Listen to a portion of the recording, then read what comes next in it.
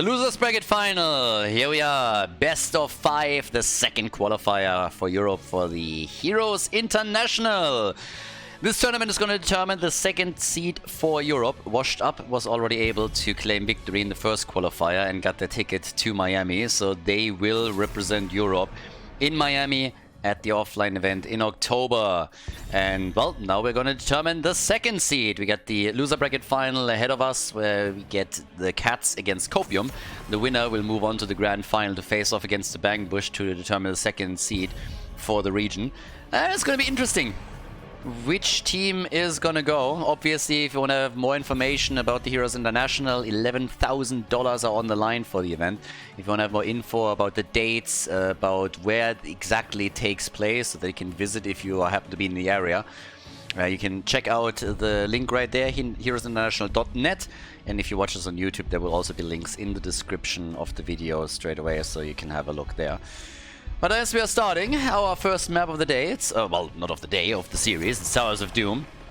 Supports banned out, so they're getting rid of Brightwing and Lucio both, with Chromie getting immediately banned out. And one of the reasons why Chromie is actually getting banned here is that she was played by Team Copium on the previous series. In the previous series, and the Cats could watch all of this.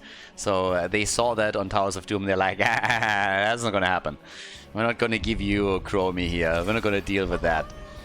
Hogger, on the other hand, makes it into the draft, and so does Blaze. So with that, we have the solo laners already picked.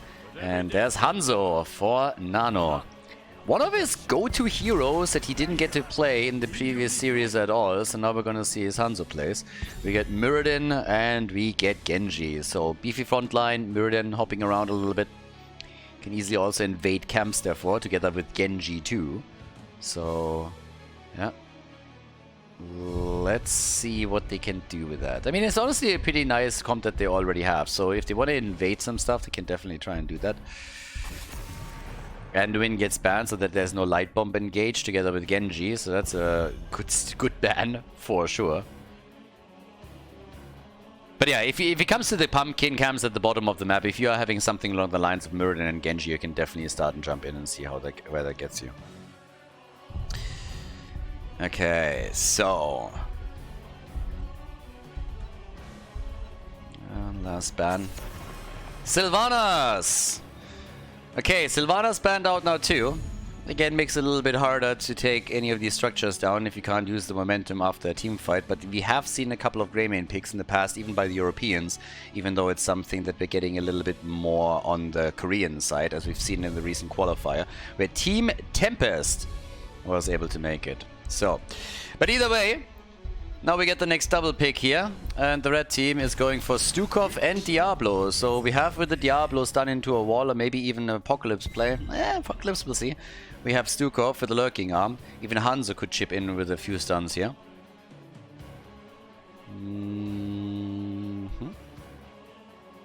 But the final two picks for the first map in the best of 5 here at the losers bracket final go to the Cats. So the Cats with a double pick. Captain Rex. He would have loved to play as Anduin. 3 supports banned against him, and he goes for Malfurion. And there's Greymane. They are the ones picking Greymane. Not Team Copium, but we still get Greymane in the game. Good stuff. And with the final pick before we're heading into the first map. Let's see who kicks us off here. Alright. Gavlo. Need a little bit more damage. Could go triple frontline, no problem. But he still needs some damage, and there it is. Damage and another stun. Imperius gets taken. Well played. So with that, we have our 2 drafts ready for the first map in the best of 5 series. Towers of Doom, everybody. Kicking the losers bracket final of best of 5 once again. Let's go. Cats against Copium. On the left side, we got Drakia on Mirrodin. We got Captain Rex on Malfurion. Oni Octa is playing Blaze, Mitra and Genji. And Hereth is rocking Greymane. Towards the right side, the red team with Caspar and Hogger. We got Nano and Hanzo. Vex was playing Stukov. We got Simply on Diablo and Gavlo on Imperius. Now the red team has just won in the previous round, so they're just coming off a recent win here and bring a little bit of momentum with them into this losers bracket final. But this is the chance for one of the two teams to make it into the grand final and have a shot against the Bang Bush to get that ticket for Miami. So let's see which team is able to get it here. For now, we got on level 1, again, the Emerald Dreams, obviously. We also have the Adrenaline Stim Pack. Bit of a battle in the middle of the map. Shaping up right away with Drak here. Ah! Zoning Stormbolt! Not hitting anything, but the root was still on point. They were not able to take Diablo down, though. But at least the attempt was there. Okay, so no kills in the early stages, but the for a second it looked like they might just be able to get the one against Genji, but he swift strikes away. So we got up to the top. The 1 versus 1 Blaze and Hogger are currently facing off on the lane, both rotating. Hanzo is going to try to come in and help a little bit, putting the side lane under pressure. But down at the bottom of the map, we also have an attack going on, and Erath gets taken down. Nicely done. That's a quick kill by Team Copium against the Cats here, as they take first blood in the game. And also, while we have the pumpkin camps up, they are immediately making their move towards their own camp in an attempt to take this one down. Now, on the blue team side, the same is happening. I doubt that we're gonna get a fully committed invade by Team Copium. Maybe they're saying hi real quickly and try to zone them away and buy some time. But are they making a move? Nah, they don't. Timing didn't really work out in their favor here.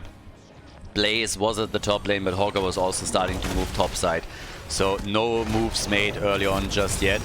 But they are of course aiming to coordinate all of the CC here. It's true for both teams, as you can see with the root once more.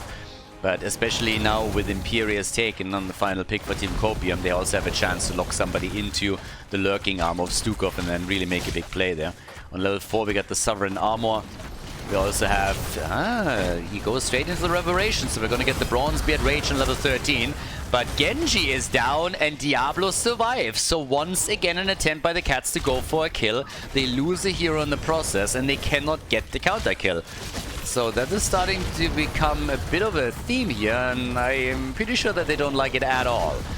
That's a slight advantage in experience now for the red team. Can they go a little bit further than that though? Team Copium, they've been coping well with the situation that they found themselves in on the second day of the tournament. Top side, already the attack against Blaze, but Casper totally fine here. The Fleabag doing its thing. Triple altar phase is now coming up, so the first objective just about to start up, and well, that's where we're gonna see which team is able to take the initial lead. And Genji is already up at the top, so he's going to try and interrupt Hogger. Unless they get the kill though, I doubt that they are able to steal the altar away. And Stukov, yeah, is going to be interrupted. Gets his ass moonfired by Malfurion.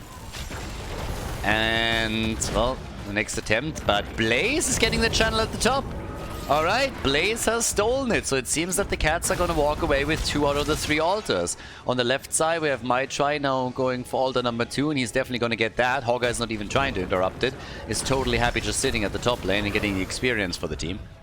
So they take the initial hit. Not really a big deal. I would say out of all the altar phases, the first one is probably the one where you don't really mind giving an extra altar up.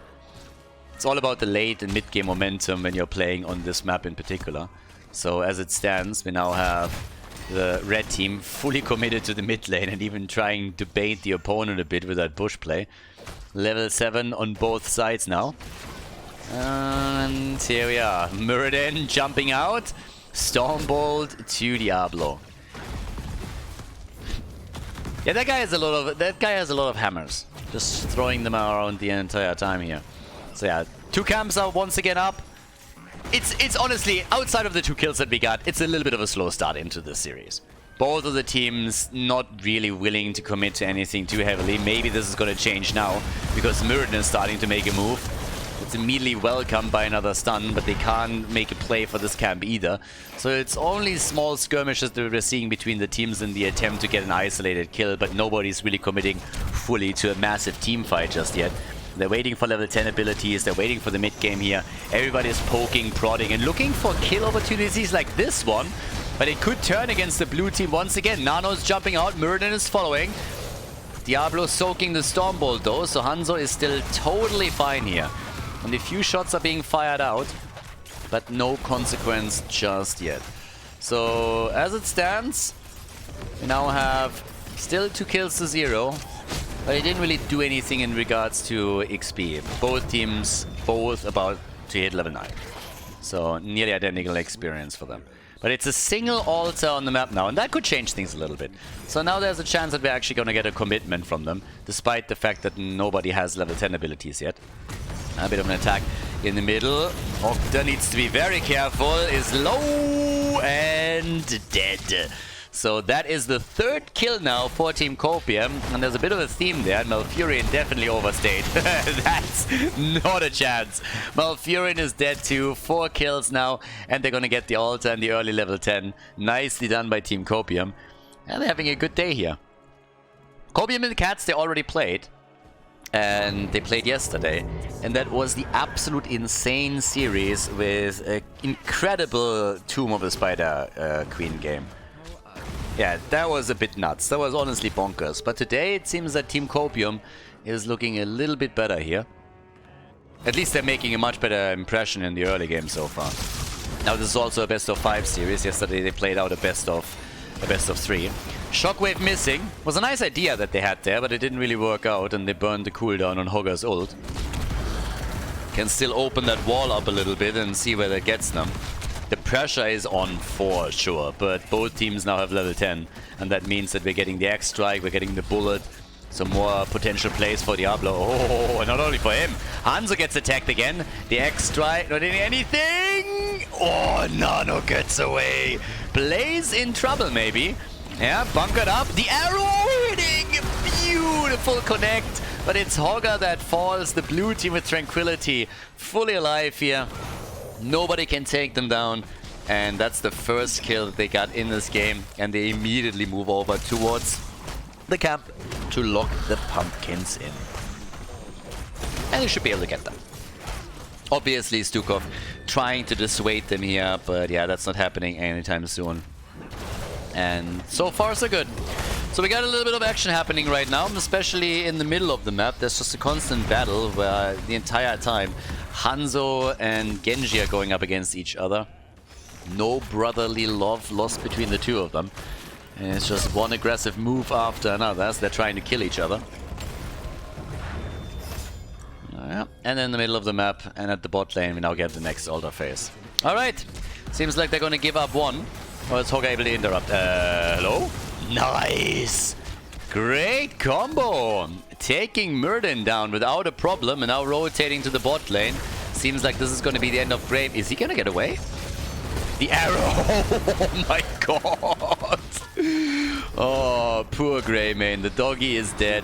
But the shots get fired. Genji snuck this one in. Nice.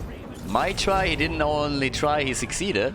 Got the channel, and so it ends up with an even trade, which now results in both teams having the exact amount of hit points left on the core, 28. And another camp gets invaded. Yep, like it. They're off to a very, very nice start. 6 kills to 1 in favor of Team Copium, bit of a leading experience, the early level 13, damage at the top lane.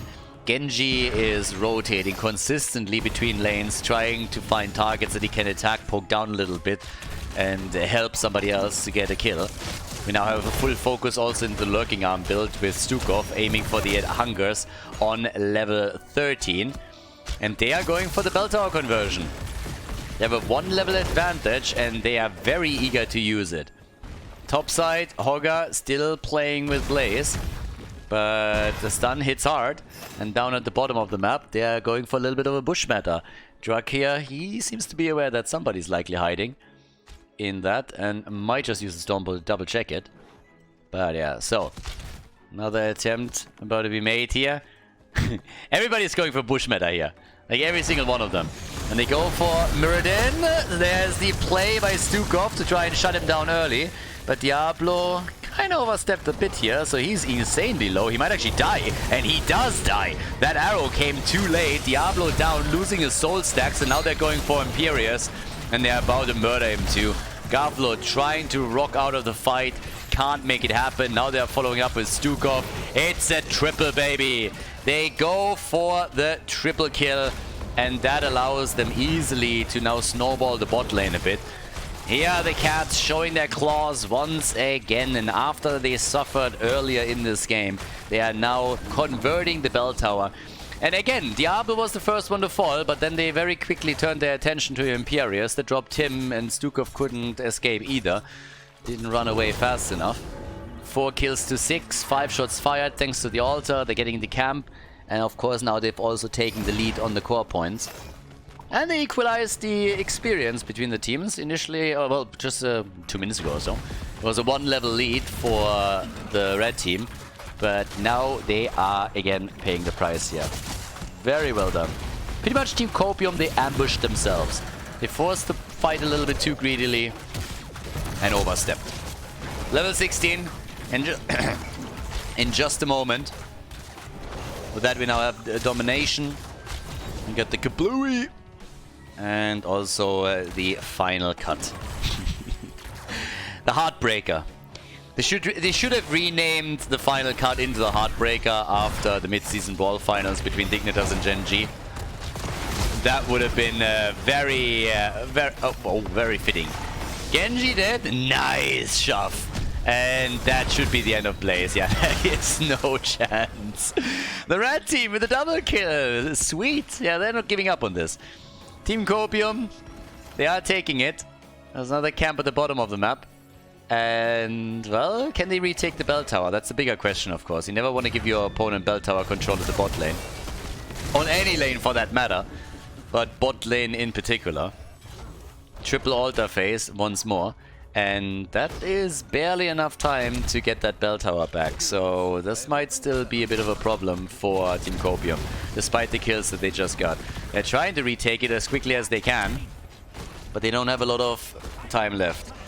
They can't make it work. Nope. Not gonna be a thing. So one altar is definitely gonna get taken. That's 5 shots. And it seems like they're gonna get another one too. Yep, that's 10 shots of the core. Woo. Ouch. Yeah, that hurts. 13 points to 25 on the core. They try for Hogger. Stormbolt misses, but there's so much damage to go around here. They 5-manned his ass hard, and now they can go straight up for the boss and drop them into the single digits. The bottom bell tower gets, of course, reconverted, but still, Team Copium already suffered a lot here. The cats again with some sweet moves, and that kill led straight away to a boss. 2 for points off the core, 9 to 25 now. And they're actually rotating towards the top bell tower now, trying to take at least this one. Not too bad. And can they pull this one off too? It seems like it. I mean, the minion wave is there as well, and the red team isn't even rotating over. They already figured that they would be too late. Instead, they're trying to get a kill here. But they get that one too. So, yep, there it is. Blaze is down, was never even able to bunker up. So still a bit of a setback, and still an experience lead. I mean, despite all of this, Team Copium is ahead in XP by roughly half a level. So that's the one saving grace that they have here, but they need to invest some time and resources to retake a bell tower. Being it the bot lane bell tower or the top lane bell tower doesn't really matter, but a 5 versus 3 situation is not sustainable in the long run. Altars activating in another 25, but I guess they're aiming for the bot lane here. Yeah, pumpkins are having some fun. And if they get the level 20, then who knows what's gonna happen here. Hogger on the way towards the top. It's a double altar now. Yeah, 4 versus 4. And they're at least taking this one. Okay, so if they get the altar here, which they should be able to pull off, Blaze is going to be back in time, then what we're looking at is 5 points on the core for Team Copium. That's not a whole lot. So the shots are already fired. 6 points. Shots are already fired. No, 5. Ah, the bell tower at the top right. Yeah, my bad. I was looking at the mini-map and I only saw 3. So, yeah. Here we are. Need to get my eyes lasered again. 5. There's 20. Yeah, now you gotta retreat. I'm sorry. They thought they could maybe even go for Imperius here, but not so hasty. Okay, so we get, with that, the brand of Solarion. We got the bullseye. We got the power spike.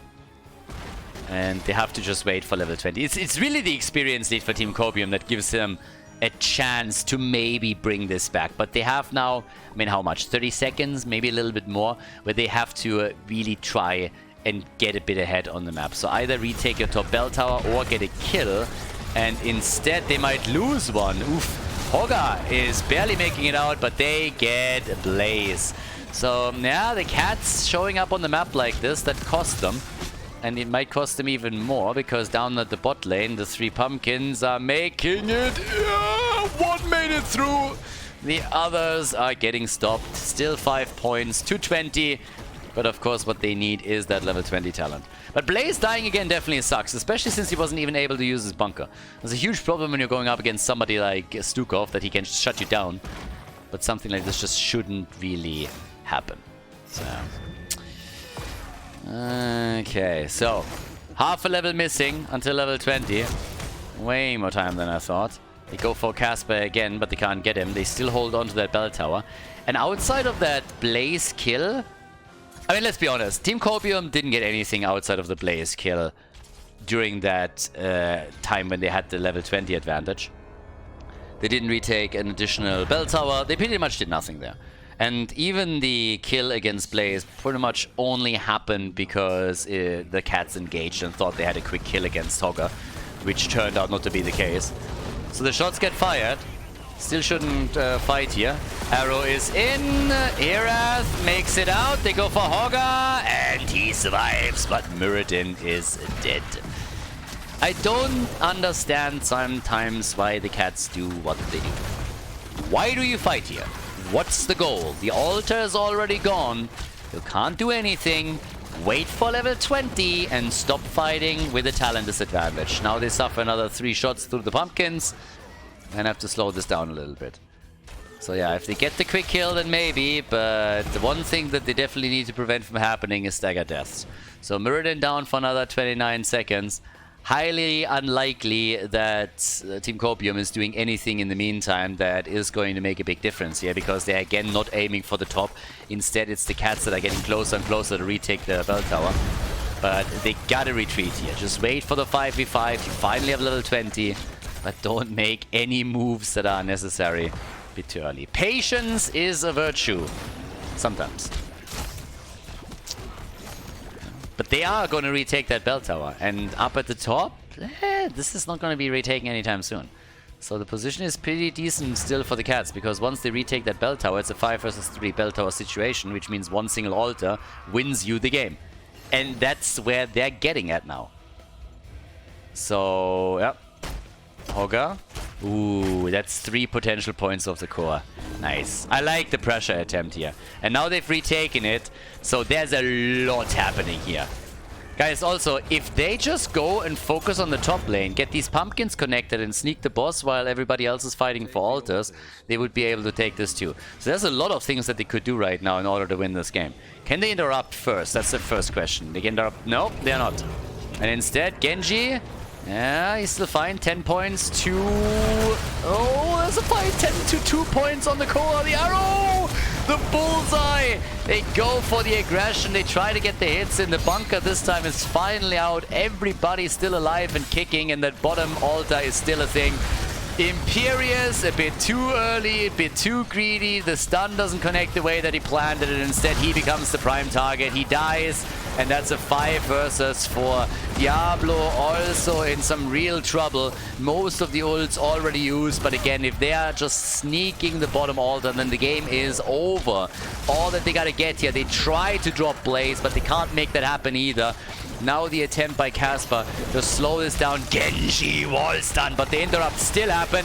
X-Strike out and pausing the game. What is this shit? 3-2-3 moment right here. Could there be any worse timing for that? They're pausing the game in the middle of the fight.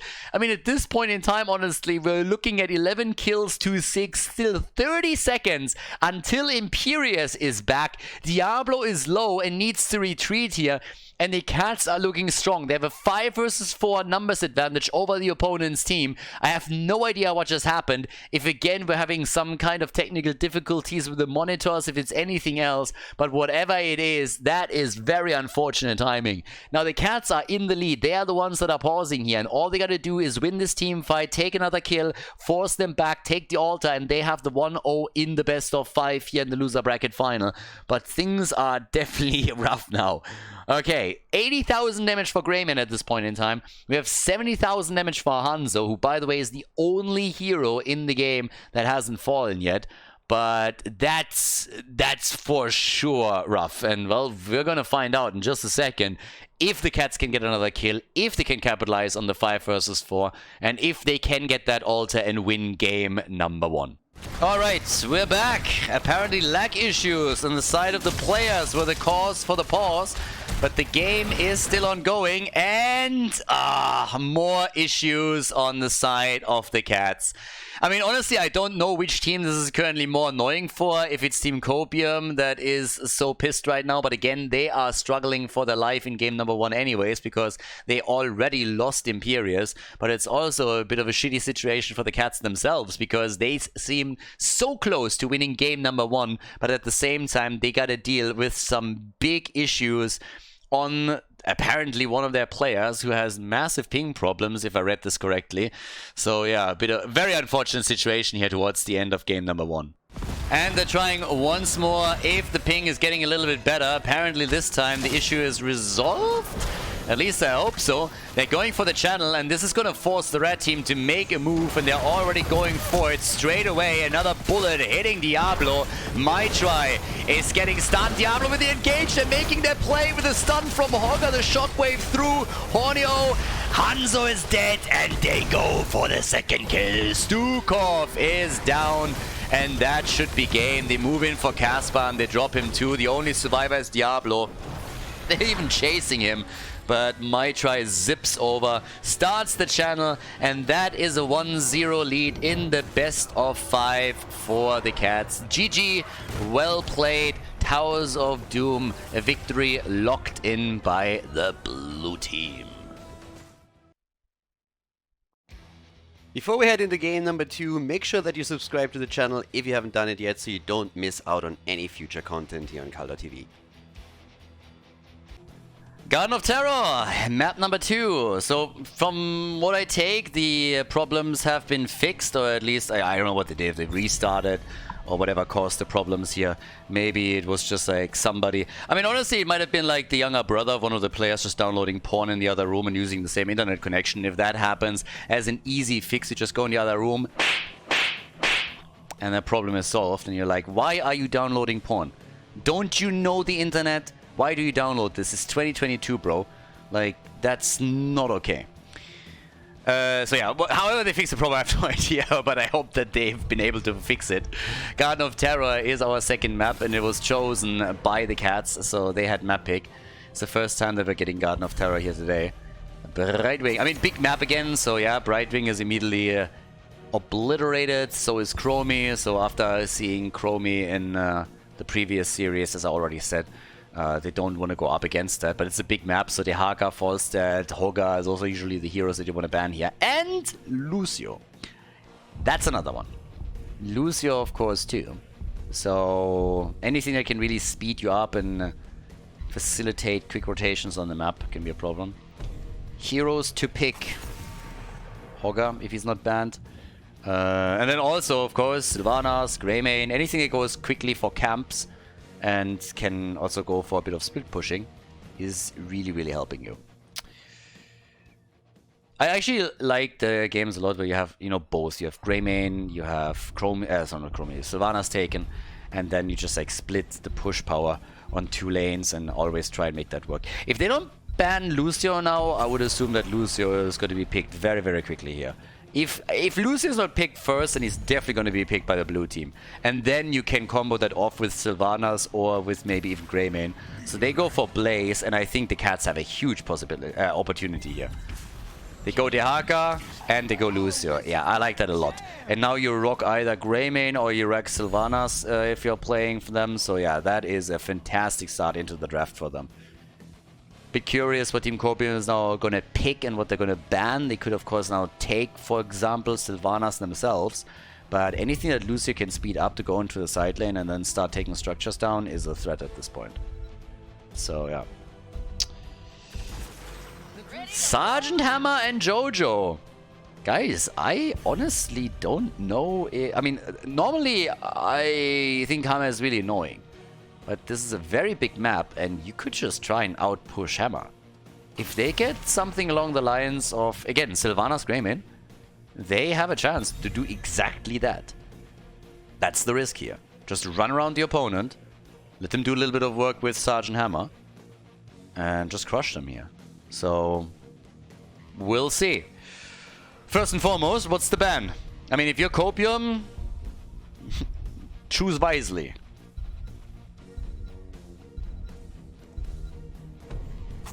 Okay, Sylvanas, thank you. Yeah, that one was needed. Okay, so Greymane is still up. Could go for Greymane here. I mean, there's a couple of ways on how you can approach somebody that picks Sergeant Hammer. You can either go for a composition that really deals with Sergeant Hammer. You go toe-to-toe with Sergeant Hammer, and you're just saying like, alright, we are going to beat that in a straight-up battle. And another way is you just zip around them and force them to react to you, which makes it a lot harder because Sergeant Hammer just doesn't have that mobility. You can do that on a bigger map, like for example Garden of Terror. Now they already have Genji, they still need somebody. I mean, Hiraeth has played, if I'm not mistaken, Greymane already earlier today, so there's another chance for him to do exactly that.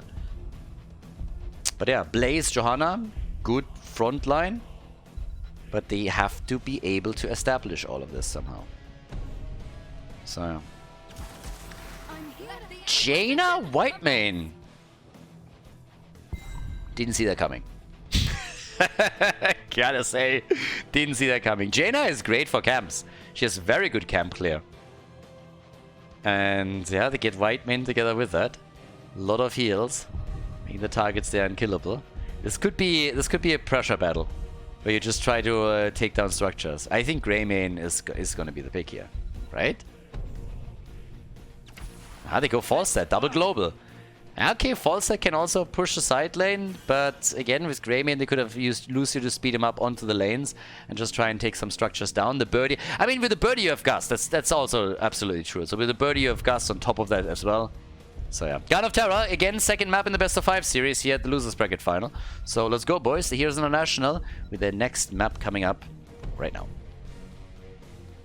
The Cats against Copium, the 1-0 lead for the blue team as we're starting it with Drak here on Murden. We got Captain Rex on Lucio, Horny Octa on Dehaka, we got Hiraeth on Falstad and Maitrai on Genji. Okay, on the right side of the map, Casper with Blaze. Team Copium trying to tie this one up. Gavlo is playing Sergeant Hammer, we got Simply on Johanna. Vixu on Whitemane, and Nano is playing Jaina. So the mages are entering the arena. Team Blondie. Yeah, we got 3 of them. Actually, I mean, this is a little bit of a dirty blonde, so now that I look at it, it's pretty much like a full team of blondies. Blaze probably... I mean, Blaze is like... I mean, he's really happy. This is a good ratio for him. 1 guy and 4 girls. He's just like, ooh, I like my odds here. Gavlo gets immediately licked and attacked by the towers. But yeah. Sergeant Hammer is starting the siege up and, well, in the middle of the map, Caspar is getting attacked and the body blocks are real. He's like, help, team, help! Oh, they get the killer! Yes! No, no! Why are you shitting me?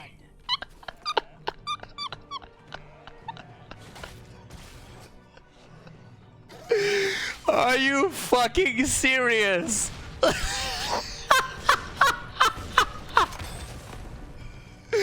How pissed do you have to be when that happens? Genji dies and Blaze just walks away.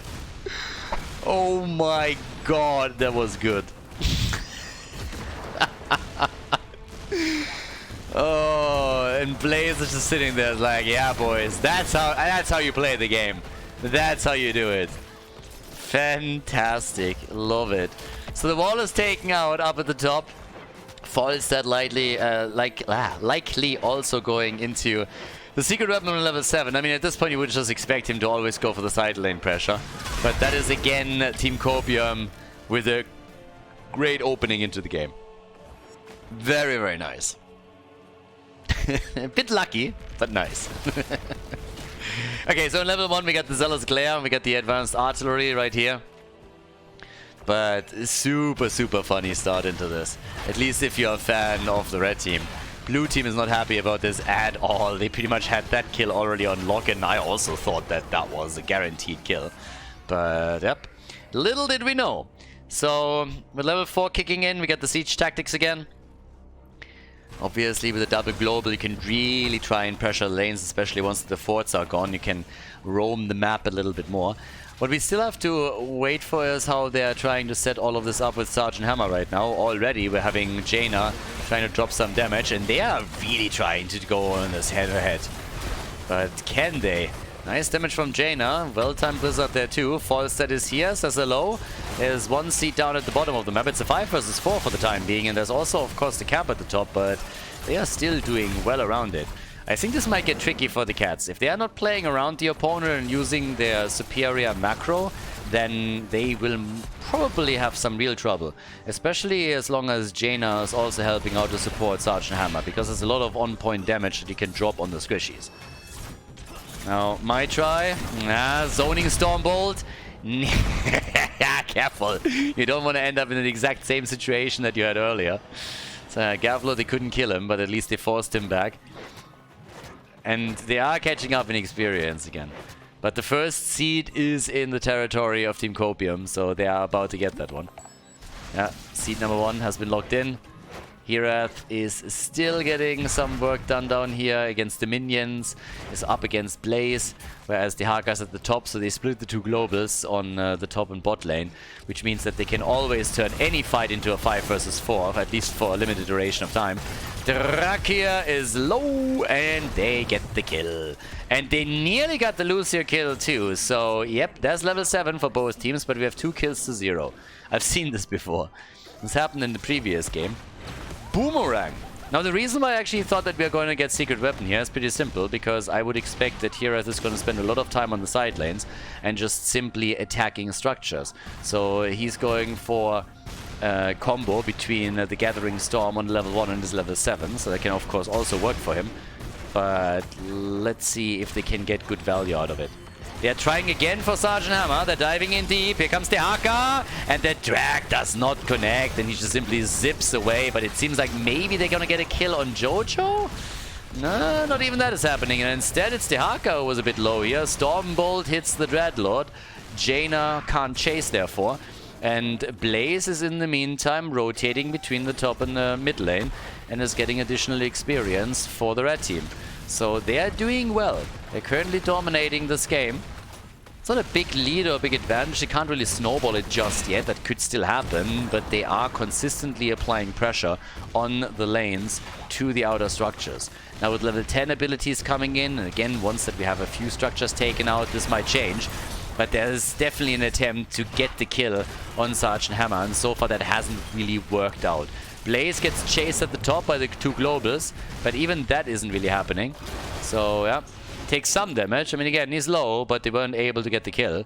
And the play at the bottom of the map still continues. And now Maitri is moving in, is protected, and zips back out. He always has to make sure that he keeps his Swift Strike up, or he's going to likely end up falling. But they are now going for the first fort here. So continuous pressure. Stormbolt negated by the siege tactics. And Falstad now in the mid lane. And, well, Jaina's reacting to this. First seed has been captured earlier. Here comes level 10. If they can get the second seed too, that would be really bad news for the cats. That would be tons and tons of pressure. Herath! Oh, that did not... Now he's dead. Yeah, he tried, but nope. And 6 minutes in, and the quest for Jaina is completed. So this is very bad news for the cats. They are very much so struggling now. Yeah, they're falling farther and farther behind here. Now it's 3 kills to 0, early level 10, Water Elemental was used in the last engage. So now that they have their heroic abilities, the cats really need to find a foothold in this game. And we get the bubble. Sound barrier is in. Okay, so let's see if that's going to be enough. Obviously the idea is to make this one decisive strike against Sergeant Hammer and the position here together with Lucio. If they can make it work and get a kill out of that, then that's great. But there is a big chance that Team Copium is building more momentum as this continues. But of course, there is still the global factor. You have 2 globals, that's pretty solid. Drag here with the zoning Stormbolt. But the pressure is on. Ford at the bot lane has taken damage, Ford in the mid lane has taken damage. They hack at the bot lane, falls it up at the top. They need some seeds here too. If they can bring it into the late game, it's a real different story here. So my try gets the channel, yeah, nicely done. So it's a seed for a seed. Position was obviously very advantageous for the cats. And Captain Rex, he knows what's happening with those siege giants, so maybe a chance to steal that. Yeah, Octa tried the drag, didn't hit it, but they can take the camp. Yep, camp is taken. Jet propulsion is in. They're going for the fight right now. Gust is being used, and they're disengaging. Okay, they're able to move away. They got the camp. Stormbolt connects too. Draco with the easy jump out. So they're pretty good so far. This could be a wild game towards the mid and late game. They're going for it again. They're really looking for some aggressive moves now. They have to be careful with Falset though, because that ult is still on a 35-second cooldown. So you can't really disengage there anymore. But now they're slowing down Blaze on his rotation down to the bottom of the map, even attacking the towers a little bit and trying to repay the red team in kind. Down to the bottom of the map, the Haka has now started to again get the experience for the teams. Doing a good job there. Up towards the top though, a bit of a different story. So they're going for Sergeant Hammer once again. Siege tactics have been used. Falls dead with some damage. X-Strike out, Swift Strike in. They're trying to get the damage here, but the Haka is not joining. They're focusing their attention on Jaina though, and that should be a kill. It could be a kill, and it again isn't a kill. The Gust! Oh, not like that! I mean, honestly, I don't know if she would have died there, but the Gust definitely... I mean, if it didn't save her... yeah, I don't know. Would she have died? Obviously, Nan was fully aware of how few hit points he had left and was willing to move in anyways. But now the fort is gone and it's all about the seeds at the bottom. But yeah, judge for yourself. Jaina gets attacked here, falls very low, but then Nano turns it around, comes back in, and then the Gust... I have no idea if they could have gotten that kill or not. Maybe yes, but it would have been a trade one way or another. Now we're having another battle for the camps. It's seed number 2 for one of the teams. Falstead, now that the fort is lost, he is holding on to the top lane for them. And yeah, camps are taken by both teams now. But lots and lots of pressure on the outer ring of defense of the blue team. So, 49 stacks for Falstead. Another camp about to be taken. Nobody's moving in for the siege just yet, so they're actually playing really slow around these seeds. And they're going again for Blaze. They stop him. Nice. The jet propulsion has been stopped. If he gets the tongue, nice. To bunker up is forced out of it. And they're not diving beyond the fort. They don't want to have that just yet. But at the bottom of the map, the push continues. And this time it's 2 siege giants together with Sergeant Hammer that is making a move there. Don't really have to respond to this necessarily, but the one thing that you should do if you're not responding is try and get some value on the top lane, and that's what they're aiming for. X-Strike, and that's the end of Blaze, and they should be able to get that top fort. So attacking the top fort here would make a whole lot of sense for them, and they're going to get this destroyed. And Falset is busy in the middle of the map, so finally they're using those globals a bit more aggressively, and it is really doing a number on Team Copium. So they've destroyed 2 forts, but they're now also losing a lot of their structures. Half of the HP in the mid lane fort are gone. The top fort has been destroyed, 15 to 15. It's starting to look a little bit better for the cats, and they can of course still hold on to these lanes by using the globals the way that they do. They even steal another siege giant camp away from Team Copium since Blaze wasn't there yet. So that's something that the red team didn't want to risk here. And well, another seed is now coming up. Gavlo, Sergeant Hammer with in total 23,000 hero damage. Jaina has 31k by the way. Genji is sitting somewhere in the middle here with the 24,000 that he has. Another camp. Like, when it comes to mercenary camps, I gotta admit that the blue team is just doing a much better job. And you can already see it here in the experience distribution. 2,000 XP through mercenary camps against 1,200. Yeah, they have the entire team now down at the bottom of the map. And it seems that they're willing to take the hit on the objective. 16 versus 16. They let the seed slide. They don't care. They have most of the lanes pushed out. So if they can defend them quickly, then that's fine. But yep, they are completely even in structures now. So finally the Cats are finding a bit of a rhythm here in the second game of the series. Now Blaze is immediately getting attacked. Genji is still fine. They are currently focusing on the defense in the mid lane more so than anything else. Down here is just a bit of poke. The fort is obviously gone. I mean, this is the minimum that you're going to lose here, and they know that too. But how much more can Team Copium get? That's the bigger question. Down at the bottom of the map, it's 2 that are defending. Yeah, they're doing a fairly decent job here. And up at the top, Falstad has already dealt, or mostly dealt, with the Garden Terror, so that's not a problem for them. That keep is fine. Here in the middle, they might take some damage, but well, they gotta deal with it now, because the problem is still... Oh, Falstad wants to fly behind them, apparently. Flies in, gets immediately hit, and gets killed. Oh, those plays are always the best. Yeah, they saw that coming from a mile away. And they're like, alright boys, let's turn around and let's kill him. Drakia also low, but maybe the red team moved a little bit too deep. Nope, they didn't. They kill Muradin and they kill Genji.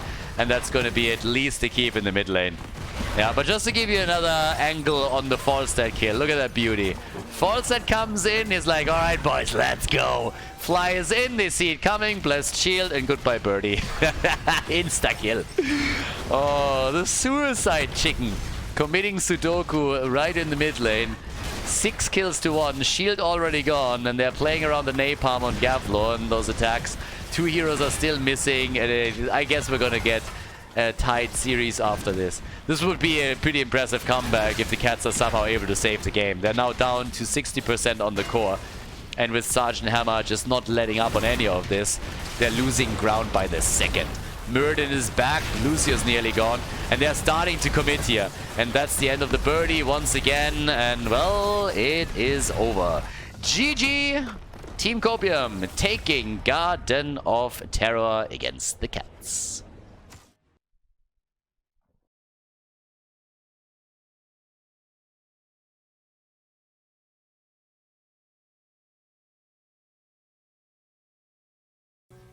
To the Spider Queen, 3rd map in the series. After we just had a suicide bird on Garden of Terror. Let's see what we're getting for Tomb of the Spider Queen. The series is tied, everyone. The Cats against Copium, map number 3 in the best of 5. Yeah, the play didn't really work out for the Cats. Now they're still sticking to the ban on Chromie. Don't blame them. I would not want to go up against her either. But are we going to see some adjustments for Tomb, given that wave clear is quite strong here? And we could see a couple of heroes that we haven't seen today. I'm still holding my hopes out up for Nazeebo, again, for reasons mentioned. He was played by some of the teams previously in the tournament, and that's one of the maps where you could try and get away with him. Vala, of course, multi-shot build. Also something to consider. We had multiple Mephistos already played here on Tomb. And I kind of like that we had Jaina. Jaina was in. And as my chat pointed out, in the end, Team Copium might have won the map, but Blaze lost because he didn't get all the girls in his bunker. Didn't even think about that, but yeah. So, poor Blaze. Then again, 4 girls are a lot to handle, so maybe it's better this way. We got the ban on Lucio. Even though they did win the last map, they don't want to go up against Lucio. Not again. Yeah, not really a thing. So we got Blaze banned out. First pick, they go for Hogger. Alright, Octa already has it, and well, there's still plenty to take here. You could go for Hanzo, for example, once again. I'm still looking to see if they are maybe going for another Mephisto pick, because let's face it, Mephisto did well for them in the previous games. But yeah, Hanzo for Nano would also be a good pick for him. So that'd be good. Junkrat is already banned out, so there's that. Not one that you have to deal with any longer. Jojo and Hanzo. Here we are. Alright. Honor!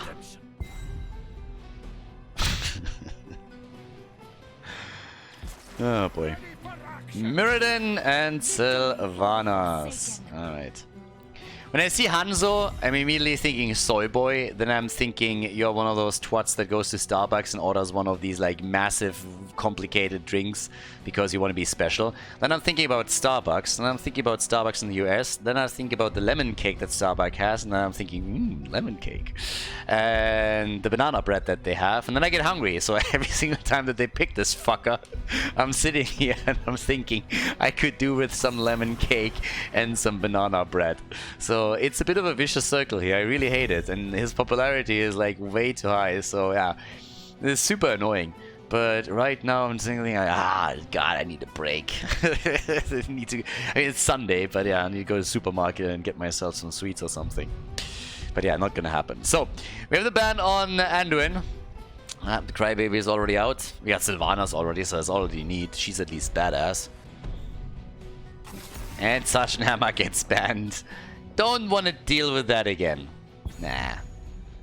I mean, there's a couple of heroes in the game that just nobody... Like, even if you win the game, it feels like you lost because you were just annoyed the entire game. Chromie and Sergeant Hammer are definitely too... And honestly, now that I think about it, there's way too many heroes in that category. Chromie, Sergeant Hammer, Tracer, Genji. I mean, take your pick. Even Hanzo. So we get a URL together with that. Malfurion gets taken too, so we have a lot of roots on the ground. Again, after Johanna sucks the target in, that could happen. Could also get these quick stuns with a Blessed Shield and then the follow-up on it again. But for the blue team, they want to, of course, take the lead once more. And the final two picks for them here in this third map of the series on Tomb of the Spider Queen. They still need their support, they still need a little bit more damage. And it's Stukov and Kerrigan. Ooh.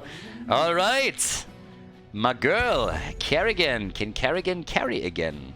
It's a lot of stuns, and that's perfect to supply targets for Stukov so he can drop his lurking arm and completely murder them.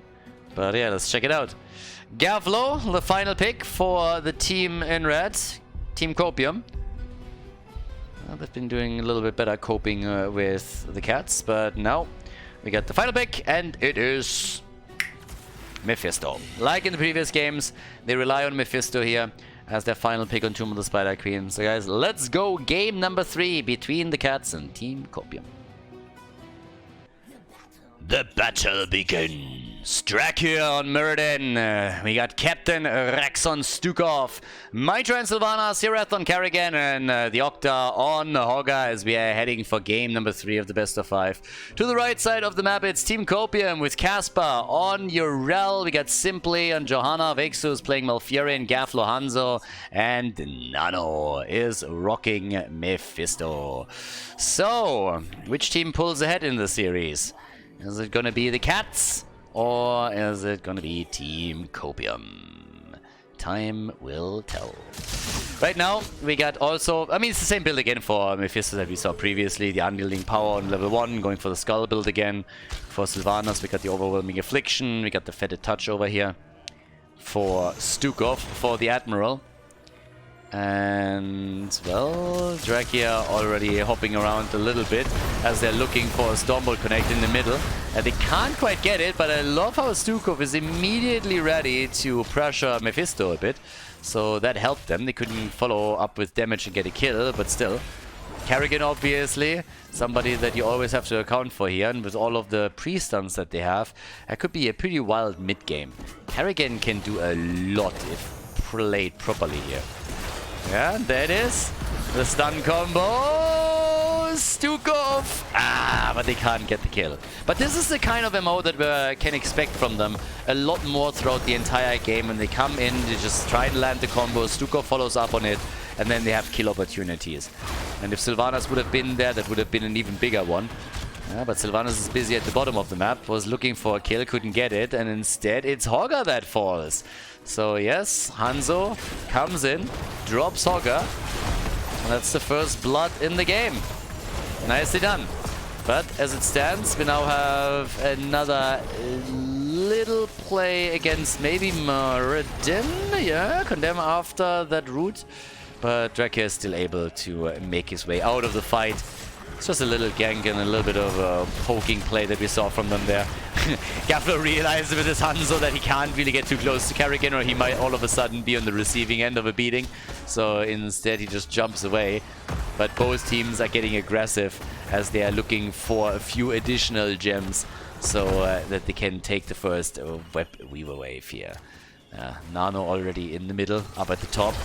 Carrigan, another attempt to go for the combo, but not so easy against Jojo. The Space Goat, the Hand of Freedom! And over here on the bottom right, we got the camps taken. So it's a little bit of a play on camps on both sides. Siege Giants are taken by Hogger. At least I thought so, but apparently they're not really willing to commit to that. I guess at the end, Horny was thinking, well, they're probably going to move against me. So instead what we have is now a battle between the Bruiser camps in the middle of the map. Yeah. I guess he saw just Hanzo at the bottom of the map and thought, okay, Urel is going to make an appearance here soon. Then they have two in the lane and I don't want to risk it. But yeah, instead they're now attacking Urel after their own camp was already defeated in the mid lane. Could still go for it once more. 19 gems delivered by Jojo. Always nice when your frontliners are able to turn their gems in. That's the ones that want to get rid of their gems first so that they can still go for the engage against the opponent's team. And Sylvana's cheating as usual when it comes to the clear here. Everybody just paralyzed by how beautiful she is. And up at the top, Carrigan. Combo. Yeah, trying for it. But the Iron Skin was already used. So even if the combo landed properly, it wouldn't really have mattered because the Iron Skin was ready. But they're still trying to make some damage happen at the bottom of the map. Yeah, so far it's only a single kill in the game. But everybody is trying to control the turning point. It's been Team Copium that has done the best job there. But poor Malfurion is dead again.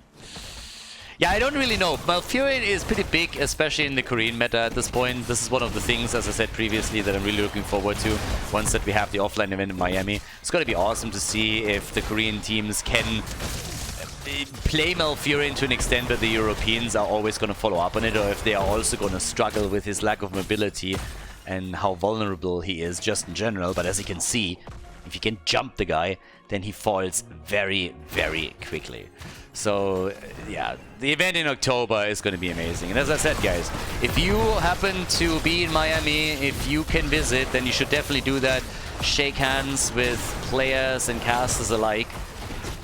And, of course, it's going to be just like great. Again, the entire thing is open to the audience. So I can heavily recommend that if you have the opportunity that you stop by. We don't get a lot of chances these days in Heroes of the Storm to see the three regions, the three major regions collide. And this is one of the few. It's actually the first one ever since Blizzard kneecapped HGC that this is the case. Now, as we have the Europeans fight for the second seed, we still have in our losers bracket final only 2 kills.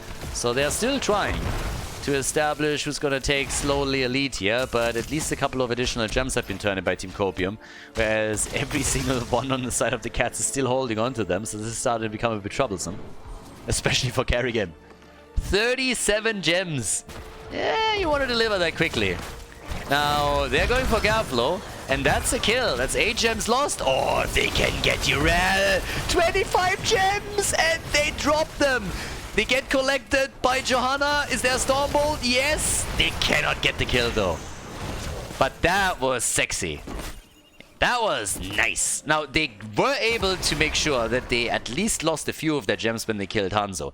But what's more important is the elite and experience that they all of a sudden took. Not only is Maitri in a position where he can all of a sudden damage the bottom wall, but we also have them with turned-in gems, which accumulate now to 39 in total, and level 10 that they're going to get any second. As long as they prevent Johanna from turning in, they're going to be absolutely Gucci here. The blue team already completing the turn-in at the bottom of the map. Wasn't even a concern. Here's level 10, and that's going to be a big push, at least potentially. So yeah, off we go. We're off to the races. Oh, and apparently we're having the lag problems again for the blue team. Map number 2 was fine, but it seems like they're having the same issue again. Now again, I'm not quite sure which player is exactly concerned here, but obviously this is a bit of a reoccurring theme here. At least this time it happens before there's a team fight, you know? It was a bit unfortunate. Well, It was kind of unfortunate in the first game in the sense that it was the final battle that was just happening, but then at the same time, they already had a lead in it, so from that point of view, it was kind of okay for them to pause. It would have been a little bit different if it was the opponent. Now it happens before the web weavers are even touching ground, so it's a little bit better. But yeah, either way, I hope that they can fix the problem soon. Well, then the problem has been fixed, so we are back to business. 3 kills to 1. That's, by the way, one of the things that I'm really looking forward to as well, that at an offline event. This is not going to be a concern. So that push, oh boy. I honestly think Copium is in real trouble now, because they're losing with the first web weaver wave at least 1 fort.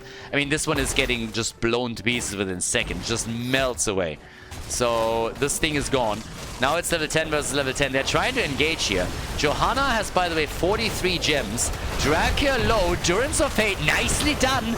And Muradin, 6 hit points. And he gets away. 6 hit points. And he got out. And Kerrigan is attacking the top lane heavily. So another fort loses HP. All the walls have been destroyed. But yeah, damn son. Saving Muradin, that was incredible. Honestly, I mean, how? Even if you just spit in his direction, he would have died. So somehow they were able to save it. Now instead we're having 1 fort destroyed, 2 forts damaged, and they're coming through the bot lane with siege giants unless the red team is somehow able to invade this. Kerrigan still holds 42, so they could go for the second turn-in, but the problem for Hirath is really that he doesn't want to make any aggressive plays as long as he has this many gems. So turning in for him is absolutely vital, but he can't because the red team is faster and they get their own web weavers on the ground now. So, yeah. Dracula is just running zoning storm bolts. He's the new Nomi. He's the Spanish Nomi. That's pretty much what's going on here. And Nomi Stormbolt all over again. They are closing in on level 13 though, and they have also the camp in the mid lane. So this is... honestly, that defense should be pretty easy for them. They have a camp in the middle of the map, they have siege giants at the bottom that are just now being dealt with. So there's a lot of wiggle room and a lot of time that they can buy for themselves to move from lane to lane and take the web weavers down. And in a few more seconds, they will also have a talent advantage over the red team, which should help them even further. So things are currently looking pretty good. Yep, first web weaver is Gonzo, and up towards the top, similar pictures now happening. Sylvanas has moved down to the bottom of the map, so this is not nearly doing as much damage as the Cats did with their first objective. Level 13 talents are there. That means we're getting the virulent reaction now. We also have the Chrysalis. Bot lane has already been defended, and up at the top, the same is happening now. They could even try to go for the fight, but keep in mind, Kerrigan, she can't risk anything, and Hogga! Damn, that's 10, 11 gems gone. Has Dracula hit the Stormbolt? Yeah, they're recollecting the gems at least. Oh, ho, ho, ho, ho, ho. Johanna! Careful, girl, there's the Stormbolt, and that's the one that they needed. And there it is. That's a kill. Dracula again trying to get out, gets planted though. And they did collect the gems. Okay. Urel collected the gems. For just a second I thought they didn't get them. But here's the ult. She drops it. I don't think they can follow up and take her down. But yeah. Boy, for just a moment I thought they didn't collect the gems. And honestly, now that I look at it, did they? I'm honestly unsure. How many gems did she have before that? They definitely lost some. I just don't know how many right now. Yeah, apologies, but I'm not entirely certain how many gems she had before the fight started. If she collected the bulk of it, a couple got lost 100%. And obviously you can see in the gem count of what the teams are holding right now that has a mad advantage for them. Hogga, by the way, dying again just after he get back into the game. If it's battle fatigue or what, I'm not quite sure, but he came, he saw, and he died again. Veni, Vidi, BG. And the momentum is swinging pretty aggressively. So they're interrupting once more. Locking that down too. Yeah, trying to prevent the team from turning in. The same is happening at the top. 71! 71 gems. Only another 29 and he gets a secret mount. Only 29 additional gems and the secret mount is unlocked. Oh, ho, ho, ho, ho, ho. Here, not like this! And he gets most of them. Alright, so he recovers 60 gems roughly. But boy, what a game. Another interrupt. Nobody is getting another turn in. Siege Giants are not taken at the bottom of the map. And it's getting a little bit bananas here. So 4 kills to 5. It is the blue team that is falling behind in kills once more. Everybody is looking for turn-in opportunities. Nobody's finding any. Octa needs to be careful. Not again.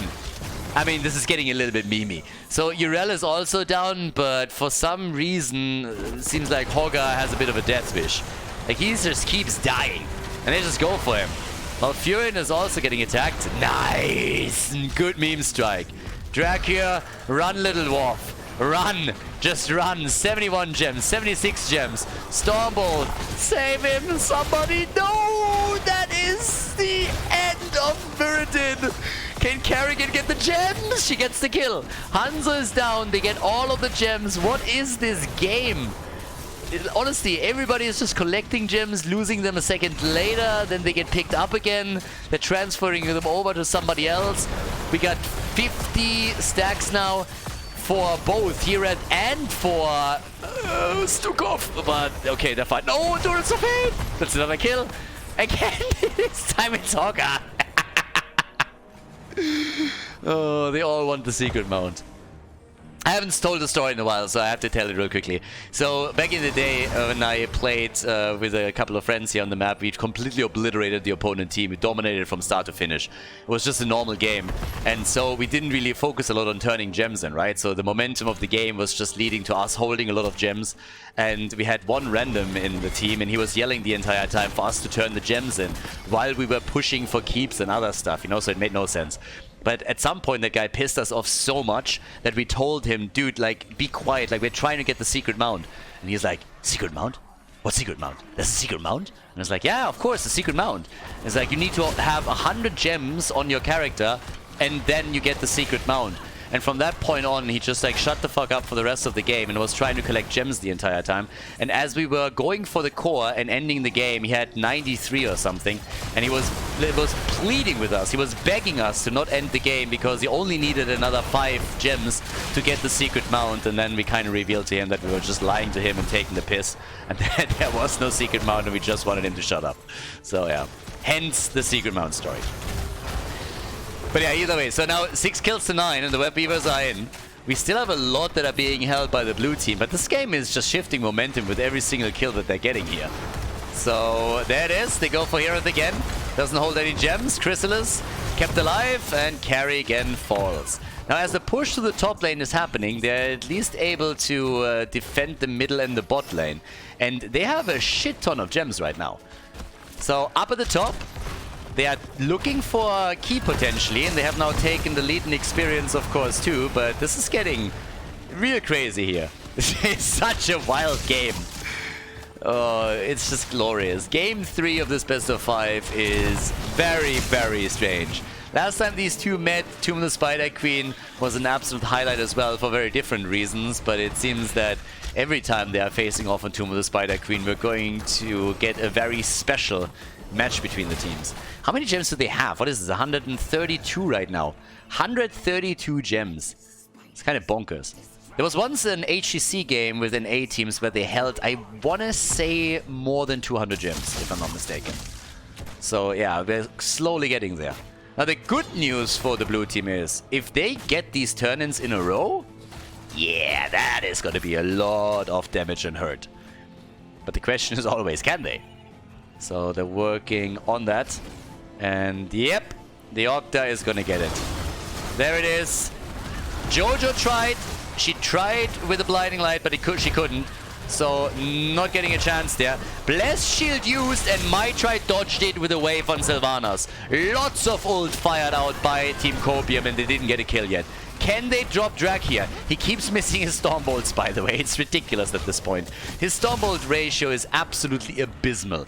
Now, that doesn't mean that he plays a horrible Muradin here, but if you would just be able to land, I want to say, a few more Stormbolts, then can you imagine how much more dangerous his Muradin would be? But in this game, at least, he got unlucky. He had a couple of good ones earlier that led to kills, but currently he's struggling. So they are escorting through the middle. Karrigan is now starting to join up with the team.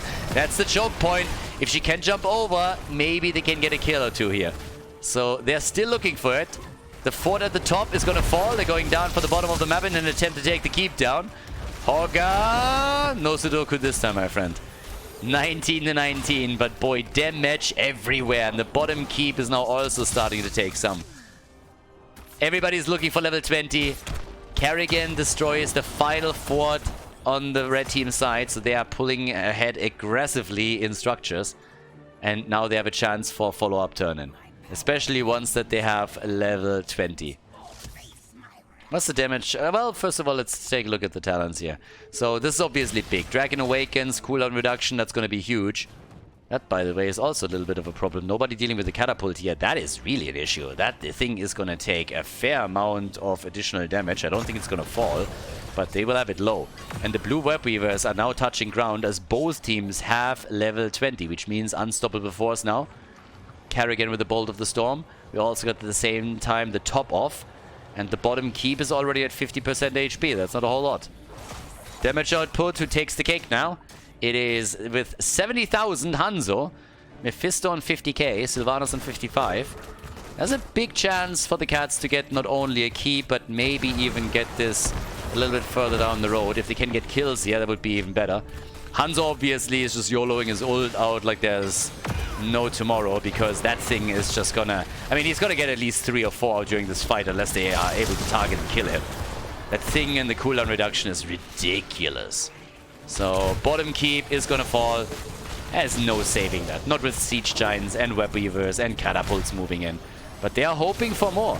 They look for kills, but they can't get the combo connected with Karrigan. They get the Shockwave on the other hand, and that is a dead Mephisto. If they get another kill here, they could go for core. They need a little bit more than that, and they also need to save Karrigan, but they can't.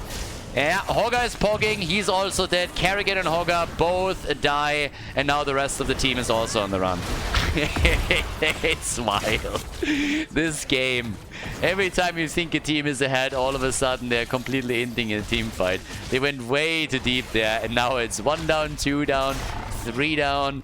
4 heroes are going to fall. Muradin is the only one that gets away. So yeah, Stukov is on the run. Stukov is going to lose his 15 gems.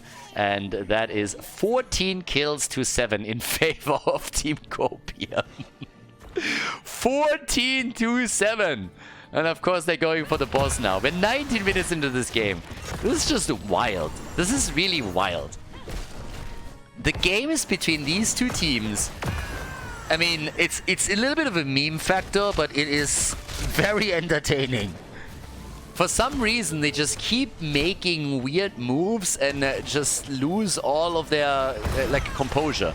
It happened the first time that they played against each other in the winner bracket when we saw them on Tomb of the Spider Queen. It was one of the most ridiculous games that I've seen in ages. And now we have more or less the same finishing move being set up by Team Copium. They go for the Web Weaver wave, they go for the boss at the top, and they want to go for core.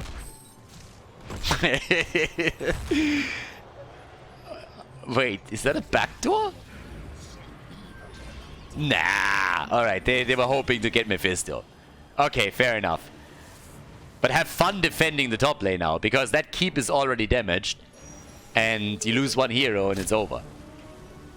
It's so weird. You can't even say that it's a game of throws, because for a team to throw, they first of all have to be significantly ahead. And I don't really think we had a single moment where I would have said like, yeah, that team has a massive lead right now. So here we are. 21 kills in total at the 20-minute mark. Keep is gone within seconds. Now the core is wide open, and good luck defending this.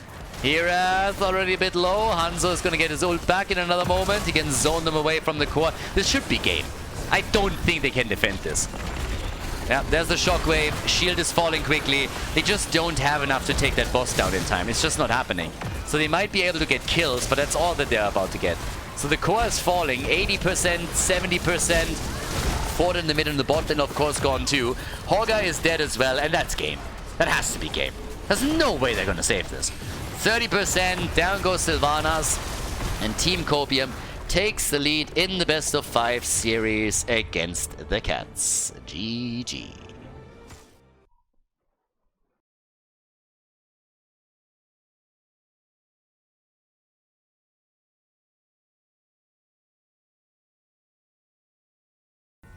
A 2-1 lead for Team Copium. Infernal Shrines is our 4th map. First match point for the red team, so they now have a chance to move on to the grand final and go up against the Bang Bush. But the cats are probably going to be too happy about that, so yeah. They're still sticking with that Chromie ban. They don't like Chromie. I mean, they're not alone with that. Lucio gets banned too. It's actually kind of funny. For some reason in my head, Chromie is an Overwatch hero. Like, I see her ban, I see Lucio ban, and my head goes immediately like, oh, they're banning all the Overwatch heroes. And I mean, I know she isn't, but at the same time, she has about the same level of, hey, I hate that character, that I associate with most of the Overwatch characters. So yeah, there's that. Sergeant Hammer gets also banned now that we're on Infernal Shrines. I'm still a little bit weirded out that we haven't seen in a single game today a Vala with multi-shot. There were multiple maps and multiple series where it would have made a whole lot of sense for them, but neither of the teams committed to it. Now, she is not a high priority, of course, in Europe, but still. Now, Diablo, obviously, when it comes to tanks, one of the main choices for the... I mean, first of all, we're going to talk about the side laners. We have, again, Blaze, as you can see here. Hogger and Leo are usually the top 3. Hogger already taken. I suppose with that, we might even get a Jojo, unless you want to go for Diablo later on. Dehaka is another one, by the way, that you can take on the side lane, so he works too. Or they go for some quick damage. They played a lot with Hanzo, and they could use him here as well, either for Nano or swap him over again to Gavlo. Yep, and here he is. Hogger and Hanzo. Alright. And what is the blue team now locking in? Now, Captain Rex, as I said before, loves to play as Anduin. They could go for an early Anduin and Genji and then really threaten that light bomb engage into the backline to pressure Hanzo. But normally we're seeing... I mean, we don't see it a whole lot in the first 3 picks that they commit to a combo like this completely. And in this case, we're not getting any of that. We're actually getting Jojo and we're getting Greymane here. So the rise of Greymane, especially for the cats, it's kind of weird, by the way. The cats like to play the dogs. It's a little bit strange. So yeah, maybe they should rename themselves. Again, 3-legged cats refers to a little bit of a Spanish meme. I honestly don't really know what the sentiment behind it is, but I think it's something like, sentiments like with the hand tied behind your back. Or something like that. Like, I don't know. Genji gets banned, so they're already fully aware that there's a chance that we have the double comp with the light bomb engage. So yes, they're gonna get rid of that. Mephisto, also another solid pick on this map. This is, by the way, where Maka initially played it. But yeah. What are we getting? Jojo is still up. Sorry, no, she's already picked. Diablo is still up. You could go for Diablo. Haven't seen any in Nubarak today either, now that I think about it. So, yeah. Brightwing is in the house. Diablo is taken. Go for the bully. And yeah, that could all... We have seen... Oh god, was it... Honestly, so many games cast in the last couple of days that they start to blend together a little bit, so I'm not quite sure if it was Team Copium, but one of the teams pulled off a lot of very, very good Hanzo Arrow into Diablo Apocalypse combos, and I guess technically they could do that too. Now, Lightning Breath goes a long way when you're playing on Infernal Shrines, so they don't have to do that at all, but there is definitely a lot of potential for combos, especially with Hogger also running a Shockwave. And here's Tacita, and we get Anduin. Nice. Okay, Tacita and Greymane. The power of Protoss gets unleashed here. And the final pick for the first match point in the loser bracket final. It's gonna be Jojo and Blaze at the front for the blue team. Solid front line, good support. Need more damage. It's up to Gavlo now. Falstad. We get the birdie. Can go for the disengage here too. Alright, boys and girls. Match point number 1. Let's see if Team Copium can pull it off, or if the cats are going to tie the series and force a map number 5. We're headed to Infernal Shrines. The 4th game of the series. It could be the last. If Team Copium takes the victory, they move on to the grand final to face off against the Bang Bush. But the blue team, they have different plans here for this. Hornio on Blaze. We got Maitri on Tacita. Herath is playing Greymane. Captain Rex on Anduin, and Drakir is playing Johanna. On the right side of the map, Team Copium, we got Caspar on Hogger, Simply on Diablo, Vexo on Brightwing, Nano on Nanzo, and Gaflo with Falstad.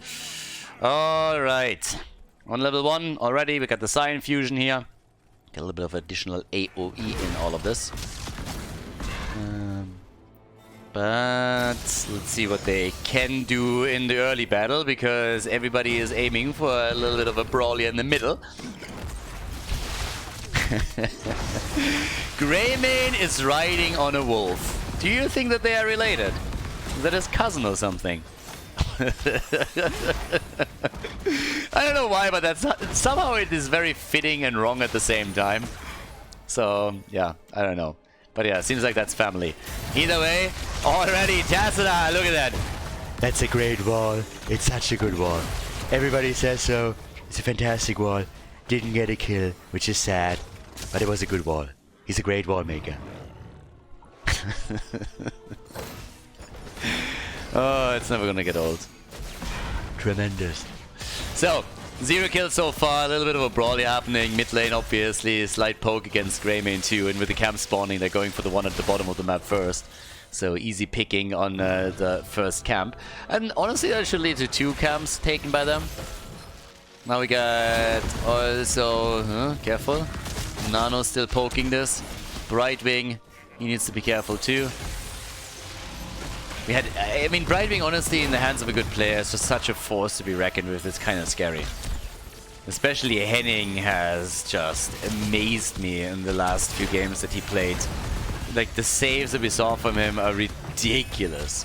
So, yeah, towards the top, we got Gaflo and Onyo, so Blaze moving in against Falstad once again. But the camp on the left is now taken as expected, so 2 of the Khazra camps go to the Cats. They're off to a pretty solid start here. Nothing too crazy. And in the meantime, the 4 talents slowly kicking in. Got the electric fence also in play. Shrine gets announced in a few more, and ooh, they are looking for a kill. And they're gonna get it! Yeah, that's Blaze falling. Now they're trying to rotate over to make sure that they're getting a counter kill, but I'm not so sure. Nope, they have him. And Greymane is a little bit too late. So, good stuff. First blood for Team Copium once again. So, for them, that's exactly how, of course, they're going to carry the momentum from the last map into this game. Try and get the victory here on Infernal Shrines, especially with the next shrine popping up. Both teams, once again, going for the Shaman camps, trying to establish top lane pressure. And now the move straight into the middle of the map to... actually, the bottom of the map, sorry. The shrine spawning down here. So, yeah, Falstad saving himself at the top. They're committing with 3. So Gavlo is going to stay there a bit longer, which pretty much means they're abandoning the bot lane objective for now. It's a Mortar Punisher, the first one. And the lead is already taken. Falstad can at any point fly down without any issues whatsoever. So here we are. Hogger already poking it out. Ding, ding, ding, ding, ding, ding, ding, ding, ding. And even Brightwing is helping out at the top now, but they're gonna get that early level 7. But look how far ahead they are. 22. Actually, the blue team is catching up way faster than I expected them to. So it's a much closer call than I thought it would be. Level 7 for both teams. Falstad had to retreat first, but can now fly in, and Brightwing is also moving over. So here's the chance. 31 to 22. Get a couple more hits in. 36. They should be able to lock this one in. Hogger still fine as well. But there it is. The first objective goes to Team Copium. They got the Punisher moving through the bottom of the map. Somebody needs to go to the top to collect the experience, but the camp, the Shaman camp, has already been taken down. The bait over the wall as usual, making sure that the Punisher doesn't jump in front of the wall, so that they can take it down a little bit easier from the safety of the fort, and also can use the shots on the fort itself to accelerate the process a little bit. They got the entire front wall, but not more than that. But it gives them a small lead in experience, a little bit of a structural lead that they can also use later on. Obviously, playing Falstad here will help them as the game continues to push these side lanes too on top of that. But Dragon and his boys still defending them. So we're off to a bit of a slower and calculated start. Copium in particular obviously know that they have a chance here to end the series. They don't want to go to game number 5. Especially since it was the Cats that pushed them into the losers bracket. The Cats were able to win the best of 3 yesterday on the first day of the second qualifier. And therefore they don't want to risk that. Wall after wall is being placed down. Diablo gets away. Hogger has been doing some nice damage up at the top. Stun is still connecting, but they might even be able to get the entire gate here. Falset is now helping out there, and it's another kill! Jojo is down! Guys, I gotta say, today Team Copium is looking way better than yesterday. In yesterday's games, it just felt that every single map they played, the Cats were pulling ahead heavily at the beginning and then maybe making a few mistakes that could be exploited, but right now it's more or less the opposite. It's Team Copium from the beginning always making some big plays and looking for kills, and look at this, they're trying to do it again. There's the barbecue attempt and they kinda ended that a little bit. Nano was late on the reaction with the ult too. Now there's of course a little bit of a lead up they had to deal with too. Play for Greymane. Yeah, Augur with a shockwave, another stun, and that's another kill, isn't it? He should fall. Oh, is he getting out? Is he actually escaping this? They couldn't get the fort at the bottom of the map. Brightwing sees it. They still haven't fully given up on it. Nice! Falls dead! And they really want the doggy. And they're gonna get him. Good luck with that. Yeah, very optimistic play by him. But there's the bunker. They got their own level 10. They're getting the hit. Brightwing is dead, but so is Greymane. Can they get another kill? Drag here, still alive. Ult by Tazada completely missed, and that's the end of Jojo. So instead of only getting 1 kill, they're now all of a sudden getting 3, and they're getting 4. No way. I mean, at the beginning, it looked for a moment as if maybe the blue team, with everybody rotating in, could turn it around, and now instead they lost 4 heroes. That is ridiculous. I mean, that thing went all over the place, that fight. They got so many kills, and now they're an entire level ahead. They have the shrine advantage. Oh boy, that hurts. Yeah, that really hurts. That was rough. Khaldor at the top, still totally fine. Has to, of course, retreat now, but they are applying pressure at the bottom of the map. They're taking a bit of a lead over here. It's a 5 versus 5 for now. And despite the small advantage that Team Copium had on this one, they still have to retreat. But are they getting the rest of the team in? The idea is, of course, to get level 13. You can see Hogger working on it, and Falster too, so they're pushing the side lanes. And now that they have the level 13 advantage, any second they're starting to move in for 5v5. You know, they really want this battle. And there it is. They got the talent advantage. They pressure the bot and the top forward. But they are also a little bit behind on the objective. So here's the opportunity. The wall is down again. They're gonna try to go for the kill. And they force the bunker once again as they're making a play for Blaze. And he is gonna die.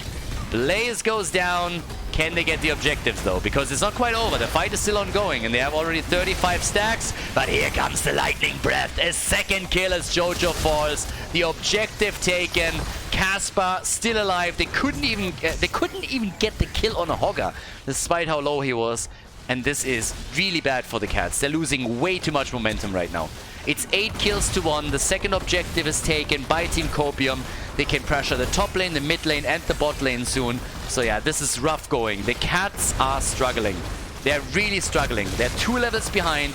It's at least going to cost them 1 fort here, and it might be more than that given the situation at the bot lane. Another quick pull by Anduin, saving Tazada for now, but the fort is already gone. They're starting to move down to the bottom of the map, or at least they're trying to, but Brightwing is now moving in as well. Light bomb engage. Oh, there's the ult from Hanzo. That was a nice one. Controlling the entire choke point, and they are making another play for the bottom fort, still with the talent advantage over the Cats. Yeah, Copium is coming in swinging this time. And they still have that global, which we still have to point out because it is going to play a role in the later stages of the game. And Forsat is also stacking pretty nicely. He's at 57 stacks now. Make another play here. Blessed Shield is already out. And Hanzo is dead. No counter kill, or maybe there is. They're trying to get it. They're coming in with the bunker again being used, but also Greymane is a little bit low. Casper gets attacked. Might try also losing a lot of HP as Falstad is moving in again. Condemn used, another stun, wall stun, and Dracula gets murdered. The counter kill for the red team. Time and time again, they're trying to turn these fights around, and time again, it is the red team that has the final word here. Even with Falstad now being killed, this is still a bit of a win for Team Copium. They have a slight advantage in kills. They are able to now also go for the camps and take them.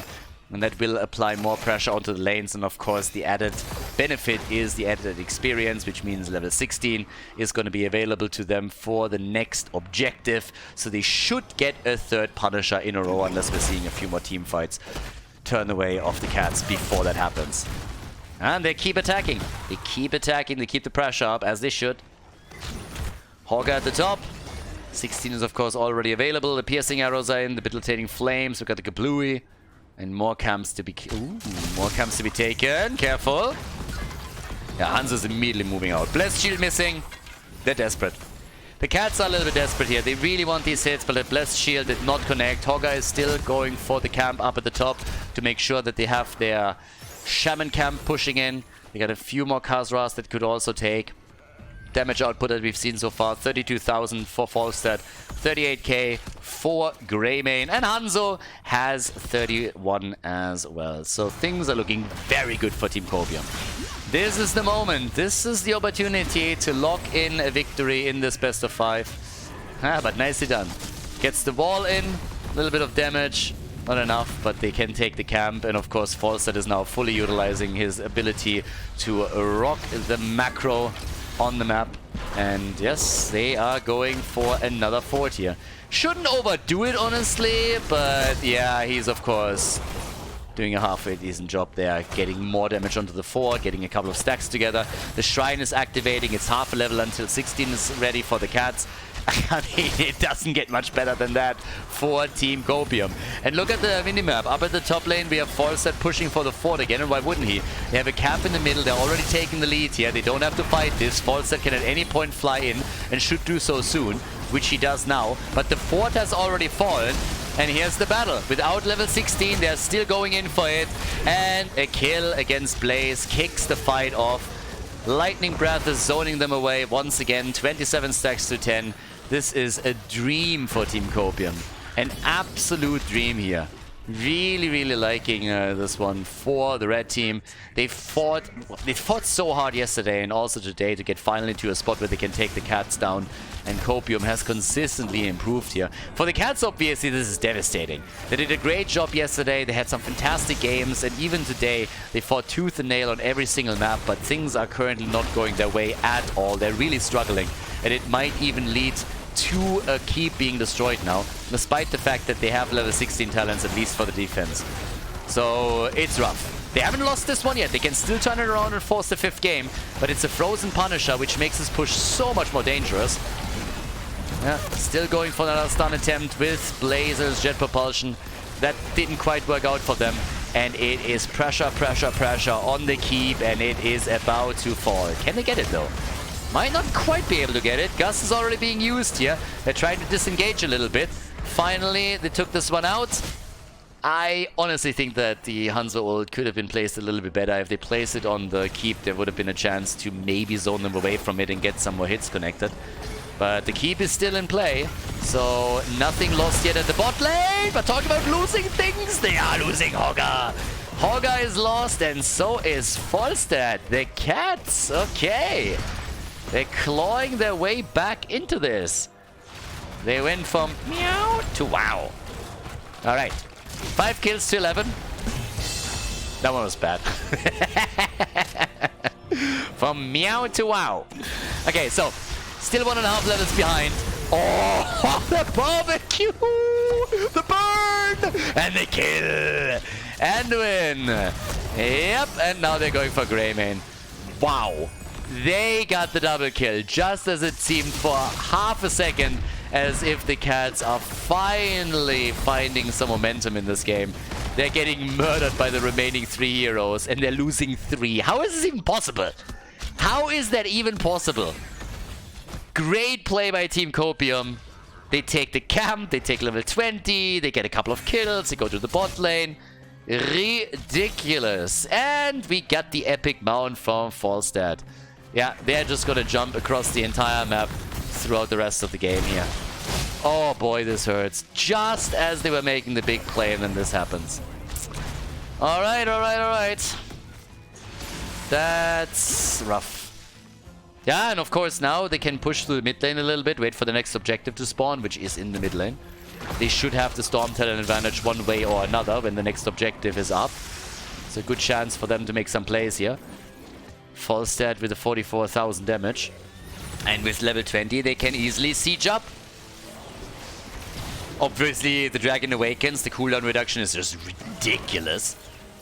We knew that already. They're going for camps all over the place right now. One after another. And, well, pending the map red. Taking as many as they can. Could also, of course, claim the Shaman camp here, which so far they haven't done. Instead, it's the blue team that is trying to at least take their own so that it can't get stolen. But, yep, there we are. Shrine is up. Another 30 seconds. Could still take the camp here. Well, one level until 20. Off we go. It needs a small miracle now for the cats to bring this back. Guys, there's also 2 catapults and a camp that is going to go for the core. And Falstad, by the way. And we are 16 minutes in, so this is already hurting a little bit. Falstad flying up. Diablo is already down, though. Nice engage. The cat's able to get the kill, but Dibbles will be back. He had the soul stacks. He had the soul stacks, and they still got to fight for this. And the bot lane is going to attack the key. The core. The core is going to get attacked there. Tassadar is already getting chunked by Hanzo, and he's starting with the ults and zoning them away. Good damage against Anduin too. It isolated the frontliners a bit, and they're getting a kill against Blaze like it's nothing. Didn't have a chance to go for his bunker either. Greymane already flying back, or moving back with the Hearthstone to prevent the core from falling. Falstad attempting to make a play, but now he has to run, and he has to run fast. So yeah, trying to get out here. Is able to escape as the red team is going in for it with the objective. There's level 20. Tries to turn it. And probably is going to have his fly up in a few more seconds as well. 6 kills to 15. Very, very scrappy series in general, I gotta say. Flying in, not again. Gaflow! Last time it was the cats, this time it's Gaflow that nearly ins with Falstad. But Anduin and Tassadar are both gone. It's such a scrappy series, but it also makes it pretty fun and enjoyable. The entertainment factor is definitely big on this one. But a lot of mistakes are obviously made. Tensions are rising high here too. Everybody is excited. Adrenaline is pumping. But it seems like this is the end of the road for the cats in the second qualifier for the Heroes International. Team Copium moving in for the victory. They go for the core, and this one isn't winnable any longer for the cats. Yeah, that's the end of Greymane. That's the end of the core. That's the end of the cats in the second qualifier. Team Copium is moving forward to the grand final where they will face off against the Bangbush. GG and well done.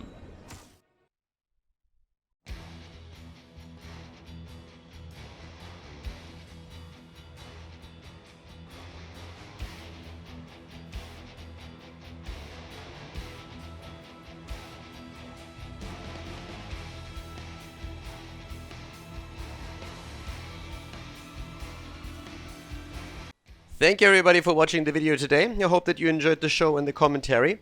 And keep in mind that the spoiler protection that is going to run for the rest of the video is made possible by all the support on patreon.com. So guys, if you want to support my work, if you want to help me start new projects and keep the spoiler protection in place, please consider heading over to patreon.com/Khaldor. There's also a link in the YouTube description, and check that out. Thanks in advance, and see you guys next time with more esports coverage here on Khaldor TV. Have a great day.